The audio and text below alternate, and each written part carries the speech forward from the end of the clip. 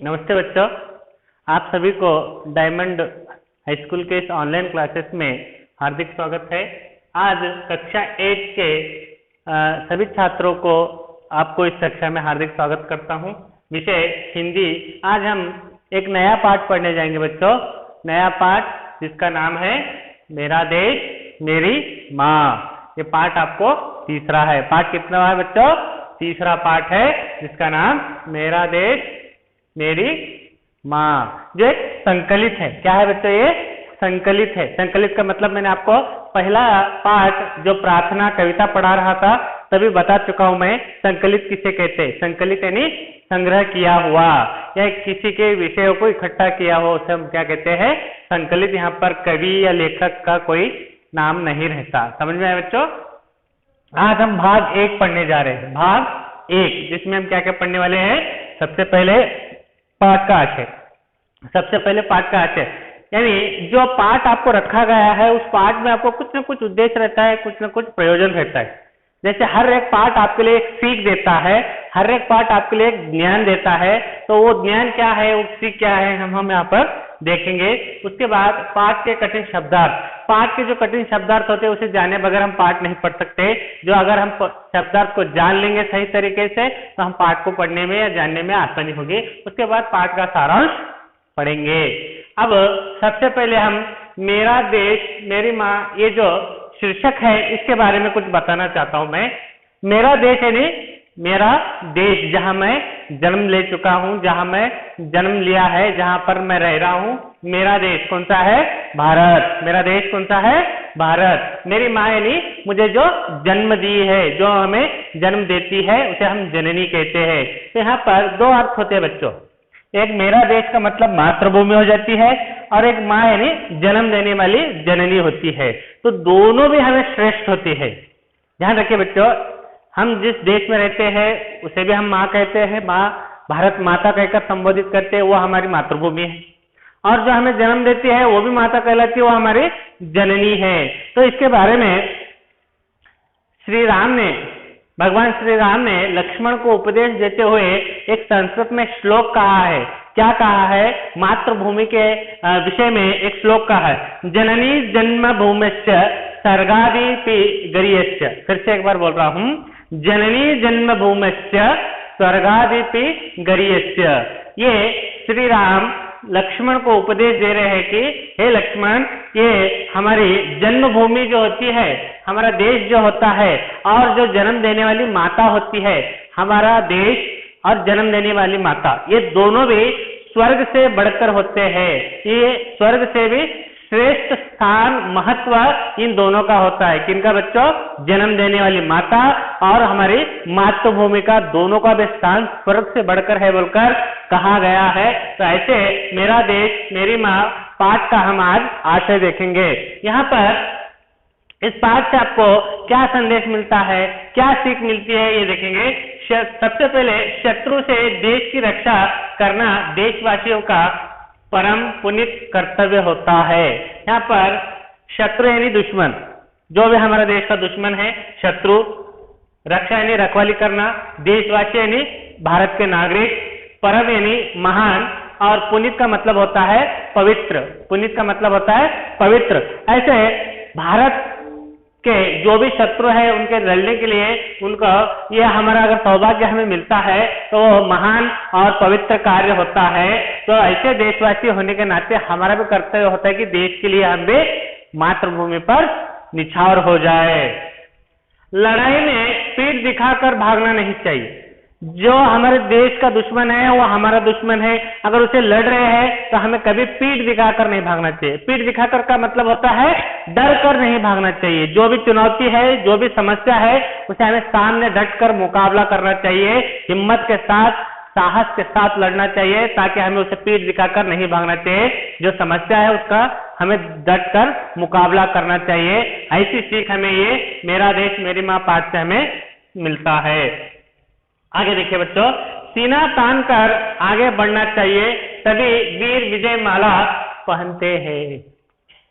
तो यहाँ पर हमें क्या करना है? सीना तान कर। सीना का मतलब छाती। छाती को हमें चौड़ा कर गर्व से तान कर हमें क्या करना है, आगे बढ़ना है, शत्रु के सामने हमें आगे बढ़ना है, और तभी हमारे वीर विजय ने हमें तभी सफलता मिलती है, तभी हमें यश मिलता है बोलकर यहाँ पर इस पाठ से हम सीख सकते हैं। आगे इस पाठ से बच्चों में साहस और वीरता का भाव जागता है, वे अपने कर्तव्य के प्रति सजग होते हैं। साहस यानी बहादुरी, धैर्य, हिम्मत, वीरता, ये सब गुण हमें भाव जाग उठते हैं। बच्चों में क्या होता है, साहस, धैर्य, वीरता के भाव जाग उठते हैं।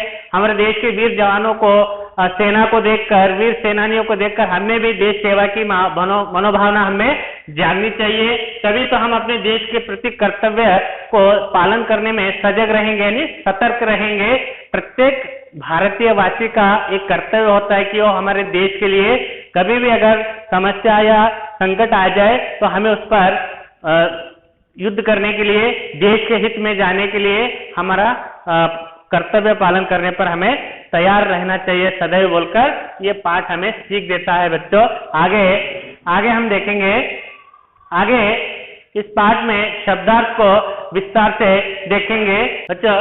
अब दूसरा पॉइंट पर हम इस पाठ के कठिन शब्दार्थ की ओर चलेंगे, जो पाठ 3 मेरा देश मेरी माँ है, जो संकलित है। भाग 1 में हम इसका पॉइंट 2 देख रहे हैं। कठिन शब्दार्थ जान लीजिए तो आपको पाठ पढ़ने में आसानी होगी।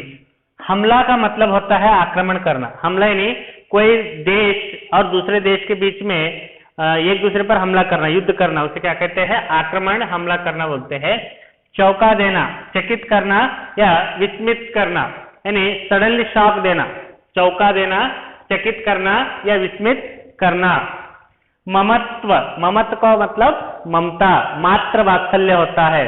माँ बेटे का, माँ पुत्र का प्यार जिसे हम क्या कहते हैं, ममत्व या मात्र वात्सल्य या ममता भी हम कह सकते हैं।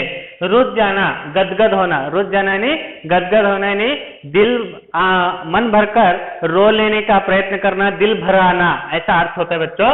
अभेद्य, जिसका कोई तोड़ न हो, तोड़ा ना जाए, ऐसा अभेद। अब एक एक किले रहते हैं, दुर्ग रहते हैं, जिसके इतने मजबूत रहते हैं कि हम कौन से बम से, तोप से उसको तोड़ा नहीं जा सकता, उसको तोड़कर हमें अंदर प्रवेश नहीं कर सकते, उसे अभेद्य करते, जो मजबूत हो, जिसको कोई तोड़ा ना जाए।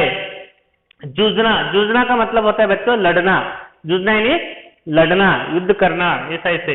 दायित्व, दायित्व का मतलब होता है जिम्मेदारी, दायित्व का मतलब जिम्मेदारी। अब हम घर में रहते हैं, माता पिता की जिम्मेदारी क्या होती है, बच्चों का पालन पोषण, उनका एजुकेशन अच्छी तरह से देना, ये किनका दायित्व है, माता पिता का दायित्व है। और बच्चों का दायित्व क्या है, बच्चों को अच्छी तरह से पढ़ना, अच्छे अंक लेना, अपने माँ बाप का नाम रोशन करना, है बच्चों का दायित्व। यानी हर एक व्यक्ति का एक दायित्व, जिम्मेदारी रहता है, समझना चाहिए। मौत, मौत का मतलब मरण, मृत्यु, निधन कह सकते हैं। आगे देखिए, संभालना, संभालना का मतलब भार ऊपर लेना या संकट से बचाना, भार ऊपर लेना यानी पूरा जिम्मा अपने ऊपर लेना। दिल दहलाना, भयभीत करना, डर का वातावरण होना। हाँ, दिल दहलाना मतलब भयभीत और डर का वातावरण रहना। इंतजार, इंतजार का मतलब बच्चों प्रतीक्षा या राह देखना, इंतजार करना, किसका रास्ता देखते हैं ना हम, इंतजार करना या राह देखना। ध्वस्त यानी नाश, संपूर्ण मिटा देना, ध्वस्त का मतलब होता है नाश या संपूर्ण मिटा देना।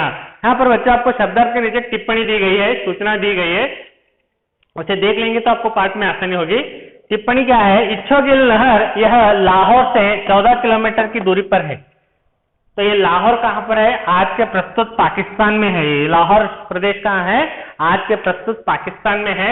जो इच्छोगिल नहर भारत में है तो उससे थोड़ी दूर यानी कितनी, 14 किलोमीटर की दूर पर यह है बोलकर स्थान का संकेत दे रहा है। नहर, नहर का मतलब होता है जलमार्ग या जल सेतु, या आप उसे अंग्रेजी में कैनल कहते हैं। तो समझ में आया, नहर किसे कहते हैं, जलमार्ग या जल सेतु, अंग्रेजी में उसे नहर क्या कहते हैं, कैनल भी कहते हैं। तो ये शब्दार्थ है बच्चों। अब आगे हम पाठ का सारांश और आगे बढ़ेंगे बच्चों।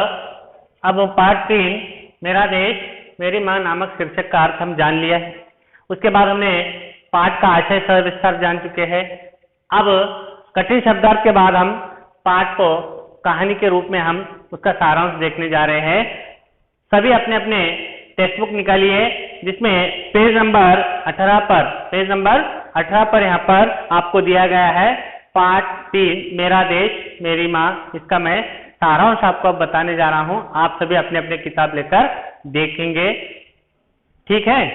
देखिए, सन 1965 की एक शाम को हर तरफ शांति का वातावरण था, किसी तरह की कोई आशंका नहीं थी। ये कहानी कब की है बेटा? ये सन 1965 में एक शाम भारत में हर तरफ शांति का वातावरण था, कोई आशंका नहीं थी। आशंका का मतलब संदेशा या शक या भय होता है। तो कोई ऐसी गुंजाइश नहीं थी कि अगले पल क्या होने वाला है, अगले क्षण में क्या होने वाला है, इसका कोई आशंका नहीं था, कोई डाउट नहीं था। तो हर तरफ कब? सन 1965 की शाम भारत में हर तरफ शांति का वातावरण फैला हुआ था। आगे देखो क्या होता है।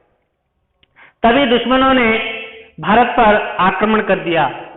तभी अचानक से सडनली दुश्मनों ने, यानी दुश्मन देश, पड़ोसी देश, दुश्मन देश भारत पर क्या कर देता है? आक्रमण कर देता है। आक्रमण का मतलब मैंने बताया, इसे क्या कहते हैं? हमला। अचानक से हमला कर देता है। दुश्मन यानी हमारा शत्रु, जो हमारे देश का शत्रु है, वो अचानक से भारत पर हमला बोल देता है। अचानक हुए इस हमले से भारतीय सेना को चौंका दिया।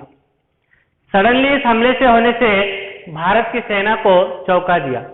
अब हम नींद में सोते हैं, अगर कोई आकर हमको सडनली और जगा दे तो किस तरह से हड़बड़ा कर हम उठते हैं, तो उसी तरह नींद में सोए हुए इंसान को जैसे होने के बाद हालत होती है, उससे भी बेहतर ये सेना को एक चौंका देने वाला संदेश मिला कि अचानक कोई संदेशा नहीं, कोई फॉर्मेलिटीज नहीं, अचानक भारत पर हमला हो गया बोलने के बाद सभी लोग तैयारी करने लगे युद्ध के लिए। तो अचानक इस हमले से सबको चौंका दिया, विस्मित कर दिया, सबको भयभीत कर दिया। अचानक हुए इस हमले से भारतीय सेना को चौंका दिया, यानी अचानक उसमें भय का वातावरण फैल गया। छुट्टियां बिताने अपने घर गए सैनिकों को तुरंत वापस आने का आदेश भेजा गया। अब कोई सेना में है तो कोई 15 दिन की छुट्टी, कोई 8 दिन की छुट्टी, कोई काम से छुट्टी लेकर अपने अपने गांव गए हैं। तो ऐसे में अचानक एक ऑर्डर पास कर दिया गया सेना से, भारतीय सेना से, कि जो जो लोग छुट्टी पर गए हैं उनकी छुट्टी नामंजूर कर दी जाती है, उनकी छुट्टी रद्द की जाती है, वो अपनी ड्यूटी पर आकर ज्वाइन हो जाए, अपनी ड्यूटी पर आकर ज्वाइन हो जाए। क्योंकि अचानक से दुश्मन देश ने भारत पर हमला कर दिया है, तो युद्ध की तैयारी के लिए जो जो गांव पर गए हैं वापस आने का आदेश भारतीय सेना ने सभी अपने सैनिकों को दे दिया। छुट्टियां बिताने अपने घर गए सैनिकों को तुरंत वापस आने का आदेश भेजा गया। तो वो सभी आदेश पाकर अपने अपने गांव से, अपने अपने शहरों से वापस भारतीय सेना में शामिल होने के लिए तैयार होने लगे। छुट्टियां बिता रहे भारतीय सेना के ही एक मेजर जब सूचना मिली तो जाने की तैयारी कर उन्होंने मां के पैर छूकर प्रणाम किया। तो छुट्टियां बिताने आए हुए एक भारतीय सेना का मेजर, जो भारतीय सेना का अधिकारी है, मेजर है, वो भी छुट्टियां बिताने के लिए अपने गांव आया था। छुट्टियां बिताने अपने गांव आया तो उसे सूचना मिलती है कि देश पर अचानक हमला हो चुका है, तो सभी सेना को वापस बुलाया गया है और युद्ध की तैयारी करना है। ये संदेश सूचना किसे मिलती है? वो गांव को, अपनी छुट्टियां बिताने आए हुए एक मेजर को ये सूचना मिलते ही तुरंत वो क्या करता है, समय न गवाते हुए वापस सेना में भर्ती होने के लिए, जाने के लिए तैयारी करते हुए अपने मां के पैर छूकर प्रणाम किया। बच्चों, भारत एक ऐसा देश है जहां पर पैर छूने का रिवाज है। हम छोटे बुजुर्गों के पैर छूकर आशीर्वाद लेते हैं, कोई अच्छे काम के लिए जाते हैं तो हम पैर छूते हैं। एक ही ऐसा देश है जो पैर छूकर आशीर्वाद लेने की संस्कृति, सभ्यता भारत में है। तो इसलिए उस मेजर ने अपने मां से युद्ध पर जाते समय पैर छूकर प्रणाम किया। मां का ममत्व जाग उठा। यहाँ पर जब वो पैर छूते हैं तो मां का ममत्व यानी मां का मात्र वात्सल्य, मां का प्रेम, ममता जाग उठती है। मां का ममत्व जाग उठा, आंखों में आंसू भर गए और उन्होंने बेटे के सीने से लगा लिया। तो यहाँ पर सेना में सूचना मिलते ही वो गांव छुट्टियां बिताने आने वाला मेजर जो है तैयारी करने लगा जाने की। तो तभी उसने अपनी माँ के पैर छुए। माँ के पैर छूने के बाद माँ ने उसे माँ को प्रणाम करने का, माँ का ममत्व जाग उठा, यानी माँ का प्यार, मातृ वात्सल्य वहां पर जाग उठता है। आंखों में आंसू भर गए और उन्होंने बेटे को सीने से लगा लिया। अब युद्ध के लिए जा रहा है, परसों तो अब कैसा रहता है सेना में, छुट्टियां लेकर आते हैं, तो छुट्टियों में अगर ऐसा कोई इमरजेंसी आ जाती है तो तुरंत वापस जाना पड़ता है। हम अगर छुट्टी लेते हैं तो पूरा बिताने तक वापस नहीं जाते, लेकिन सेना में वैसा नहीं है, आदेश देते ही तुरंत हमें वापस जाने का भी पालन करना चाहिए। तो ऐसा ही एक प्रसंग, माँ बेटे का प्रसंग यहाँ पर मेजर के साथ होता है, जो माँ उसे परसों तो आया बेटा, आज जा रहा है, तो ऐसी बात वहां पर हो रही है। तो माँ के पैर छूने के बाद, माँ उस बेटे को सीने से लगा लेने के बाद माँ के आंसू भर आते हैं, माँ का ममता जाग उठती है। मेजर का गला भी रुध गया, पर तुरंत ही मातृभूमि का स्मरण आया। माँ के आंखों को देखकर उस मेजर के आंखों में भी आंसू आने लगे। सहज है, माँ, अगर हमारे परिवार में किसी को दुख होता है, कोई रोता है, तो हमारे आंखों में भी आंसू आ जाते हैं। तो ऐसा ही प्रसंग उस मेजर के साथ हो रहा है। तो माँ के आंखों में आंसू आने के बाद उस बेटे के आंखों में आंसू आने लगे, लेकिन उतने में उसको क्या होता है, मातृभूमि का स्मरण हो आता है। स्मरण मतलब याद आता है कि अब मेरा देश शत्रु से घिरा हुआ है, वहां पर देश पर संकट आया है, मुझे इस माँ से ज्यादा, मुझे इस माँ पर ज्यादा मातृभूमि की रक्षा करना आवश्यक है बोलकर वो मातृभूमि का स्मरण आते हो निकल पड़ता है। मेजर का गला भी रुध गया, पर तुरंत ही मातृभूमि का स्मरण आया। युद्ध भूमि को जाते हुए पुत्र के सिर पर हाथ रखा, आशीर्वाद देते हुए माँ ने कहा, बेटा, इस समय राष्ट्र रक्षा ही प्रत्येक भारतीय का सबसे बड़ा कर्तव्य है। माँ ने भी अपने आंसुओं को संभाला, पुत्र ने भी अपने आंसुओं को संभाला। मातृभूमि की याद आती है, स्मरण हो आता है, तब माँ हिम्मत कर कर बेटे को आशीर्वाद दे रही है। ये गर्व की बात है कि एक माँ अपने बेटे को क्या आशीर्वाद दे रही है। देखो क्या बोल रही है, युद्ध भूमि को जाते हुए पुत्र के सिर पर हाथ रखा। उस मेजर के सिर पर माँ अपना हाथ रखकर आशीर्वाद दे रही है। चित्र में है, देखो पेज नंबर 18 पर चित्र में मेजर माँ के पैर छू रहा है, माँ उसे आशीर्वाद दे रही है। चित्र में देख लीजिए बच्चों, तो सिर पर हाथ रखकर आशीर्वाद देते हुए कह रही है, क्या कह रही है, देखो, युद्ध भूमि जाते हुए पुत्र के सिर पर हाथ रखकर आशीर्वाद देते हुए माँ ने कहा, क्या कहती है, देखो बेटा, इस समय राष्ट्र रक्षा ही प्रत्येक भारतीय का सबसे बड़ा कर्तव्य है। इस समय जो देश पर संकट आया है वही हमारे लिए सबसे बड़ा शत्रु है, तो अब मेरे से ज्यादा ध्यान अपनी मातृभूमि का रखने का समय आ गया है। तो इसलिए प्रत्येक भारतीय का एक कर्तव्य होता है कि देश पर संकट आने पर अपने आप को वहां पर समर्पित करना है। तो ऐसे समय में हमारा सबसे पहला कर्तव्य क्या होता है, देश की रक्षा, अपनी मातृभूमि की रक्षा करना ही सबसे बड़ा कर्तव्य है बोलकर यहाँ पर माँ अपने पुत्र को सिर पर आशीर्वाद देते हुए कह रही है। आगे देखो बच्चों क्या कहते हैं यहाँ पर, जाओ और दृढ़ता से अपने कर्तव्य का पालन करो। तो यहाँ पर वो बोल रही है, आशीर्वाद देते हुए वो रोना बंद कर कर आशीर्वाद देते हुए कह रहे, दृढ़ता से, हिम्मत के साथ, धैर्य के साथ जाओ और मातृभूमि की रक्षा के लिए अपना कार्य समर्पित करो बोलकर यहाँ पर माँ यहाँ पर उसे आशीर्वाद देते हुए कह रही है। और कहती, देखो याद रहे, ये तो मेरा आशीर्वाद हो गया, अब तुम्हारा कर्तव्य क्या है बोलकर यहाँ पर माँ बता रही, याद रहे, भारतीय परंपरा सीने पर गोली खाने की है, पीठ पर नहीं। तो उसमें मेजर को आशीर्वाद देते हुए, धैर्य देते हुए और एक वचन ले रही है माँ। क्या कह रही है, देखो बेटा, अब भारतीय सेना ही मातृभूमि की रक्षा के लिए तैयार हुई, लेकिन मुझे एक वचन देना, मैं बात जो बोल रही हूँ उसको ध्यान रखना।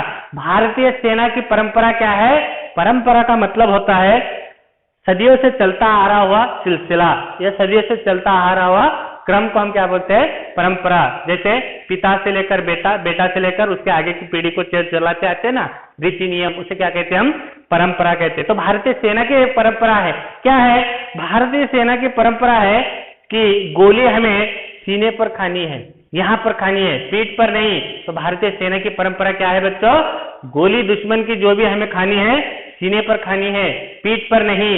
ये परंपरा को याद रखो बोलकर माँ उस मेजर को आशीर्वाद देते हुए कह रही है। भारतीय परंपरा सीने पर गोली खाने की है, पीठ पर नहीं। तो ये आशीर्वाद देकर माँ उस पुत्र को विदा करती है युद्ध के लिए। कहां पर? युद्ध के लिए भेजती है। देखिए आगे, युद्ध भीषण रूप से फैलता जा रहा था। बेटा गांव से उस जगह पर जहां युद्ध हो रहा है वहां पर पहुंच जाता है, तब तक युद्ध भीषण रूप से, गंभीर रूप से फैलता जा रहा था।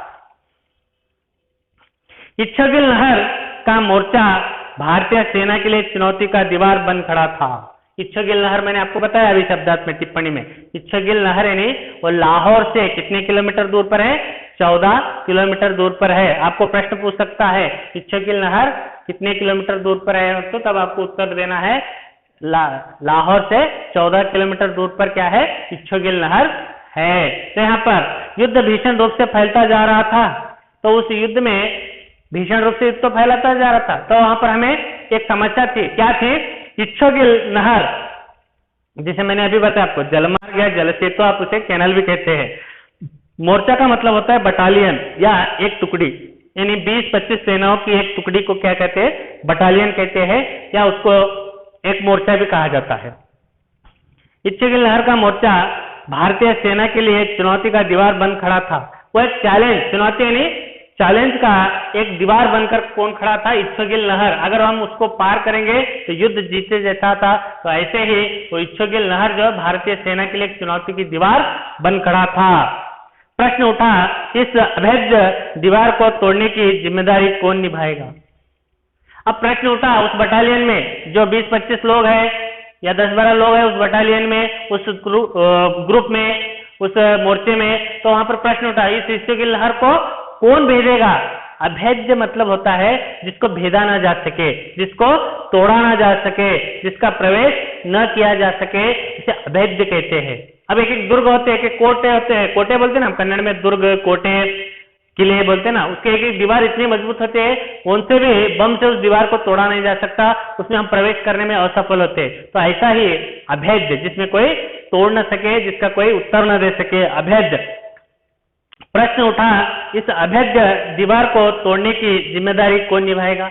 अब प्रश्न उठ रहा है, कौन जाएगा उस अभेद्य दीवार को तोड़ने के लिए? तो यहाँ पर हम आगे देखेंगे। तो यहाँ पर प्रश्न खड़ा हुआ कि इस इच्छगिल नहर को कौन तोड़ेगा, इसको कौन भेद कर जाएगा? उस बटालियन में प्रश्न उठा। इच्छगिल नहर के बारे में मैंने बताया, इच्छगिल नहर एक जल सेतु या जलमार्ग है जो लाहौर से कितने किलोमीटर दूर पर है? 14 किलोमीटर की दूरी पर इच्छगिल नहर है। तो नहर का मतलब जल सेतु, जलमार्ग, या आप कैनल भी कह सकते हैं। तो इसको, इस अभेद्य दीवार को तोड़ने की तैयारी कौन करेगा, कौन जाएगा इसे तोड़ने के लिए? तो देखिए आगे क्या कहते हैं। पेज नंबर 19 पर इसका चित्र भी दिया है। अब पेज नंबर 20 पर देखिए, कार्य आसान नहीं था, सीधे मौत के साथ जूझना था। यह काम इतना आसान नहीं था कि इच्छगिल नहर को तोड़ा जाए, वहां पर जाकर शत्रु से लड़ा जाए। कार्य आसान नहीं था, इजी नहीं था, इतना सरल नहीं था, कार्य आसान नहीं था, सीधे मौत के साथ जूझना था। अगर कोई जाता है इस इच्छगिल नहर को तोड़ने के लिए, भेजने के लिए, सीधा वो मौत के मुंह में चला जाएगा, वापस नहीं आ सकता। इतना बड़ा कार्य था जो आसान नहीं था, जो भारतीय सेना के लिए एक अभेद्य दीवार बनकर क्या खड़ा हुआ था? इच्छगिल नहर भारतीय सेना के लिए 1965 के युद्ध में, 1965 के युद्ध में ये क्या बन खड़ा होता? एक अभेद्य दीवार, चुनौती का दीवार, चैलेंज का दीवार बन खड़ा था इच्छगिल नहर। जूझना मतलब यहाँ पर लड़ना होता है। जूझना का मतलब बच्चों लड़ना होता है। पर वीर कभी मौत के भय से नहीं रुके। तुरंत ही एक वीर ने इसका दायित्व स्वीकार कर लिया। ये गांव से आए हुए वही मेजर थे। अब वो प्रश्न उठने के बाद उसका सवाल मिला, तो एक मेजर वहां पर तैयार हो गया कि मैं इस इच्छगिल नहर की दीवार को तोड़ने में, इस अभेद्य दीवार को तोड़ने की मैं दायित्व लेता हूं। दायित्व का मतलब होता है जिम्मेदारी, मैं लेता हूं और मुझे वहां पर जाने का आदेश दिया जाए। तो वो कौन था? वो भारतीय सेना का मेजर। कौन? वही जिसने अपने माँ के पैर छूकर आशीर्वाद लेकर गांव से आया था। उसके माँ ने उसे वचन लिया था कि अगर बेटा सेना में अगर प्रत्येक सेना का कर्तव्य होता है कि भारतीय सेना की परंपरा क्या है, गोली कहाँ खानी है, सीने पर, अपनी छाती पर खाना है, पीठ पर नहीं खाना, बोलकर जो वचन देकर आया था ना, वही बहादुर जवान, वही मेजर, गांव से आया हुआ मेजर इस इच्छोगिल नहर को तोड़ने के लिए तैयार हो जाता है, उसका दायित्व उठा लेता है, उसकी जिम्मेदारी उठाकर वो साहसता वीरता के साथ आगे बढ़ता है। बच्चों एक बात यहाँ पर मैं बताना चाहता हूँ, आपके घर में भी कोई सेना में होगा, मिलिट्री में होगा, कोई चाचा मामा भाई जो भी होगा आपका रिश्तेदार में होंगे, तो हमें गर्व होना चाहिए, क्योंकि ऐसी भारतीय सेना होने की वजह से ही हम आज हमारे घर में सुकून से बैठे हैं। वो वहां पर बॉर्डर पर गर्मी, ठंड, बारिश, हर मौसम को जूझकर उस बॉर्डर पर तैनात है, तो हम यहाँ पर हमारे शहर में, गांव में हम सुरक्षित है।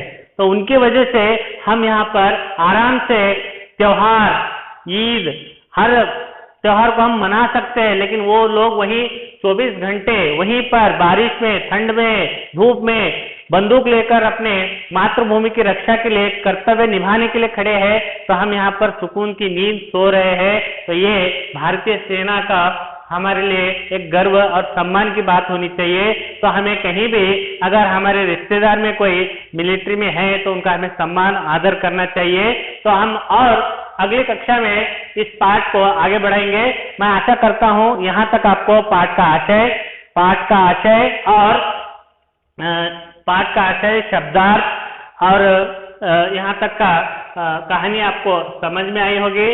तो आप यहाँ के शब्दार्थ को एक बार लिख कर निकाले और इस पाठ को यहाँ तक पढ़ लीजिए। तो ये आपका होमवर्क है। अगर आपको कुछ डाउट या कुछ दिक्कत रहे तो मुझे फोन कर प्रश्नों को पूछ सकते हैं, मैं उत्तर देने के लिए तत्पर रहूंगा।